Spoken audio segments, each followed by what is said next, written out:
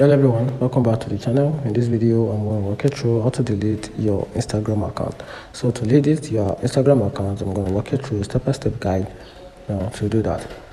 So let's get started. So the first thing you have to do is go to Instagram delete account page in web browser, then log into your Instagram account if prompted, or probably you can simply also use the Instagram app to do that. Just go to your Instagram, then click on the three lines icon at the right top corner, then click on the account center, then follow the prompts to the delete page where you can simply delete your account. Then after that, select a reason for deletion. So choose reasons for choose a reason from the drop down menu for reason why you want to delete your account. Then after that, enter your password for verification, then click delete, then your username to confirm that. After that, wait for permanent deletion. Instagram will deactivate your account immediately and permanently delete it after 30 days.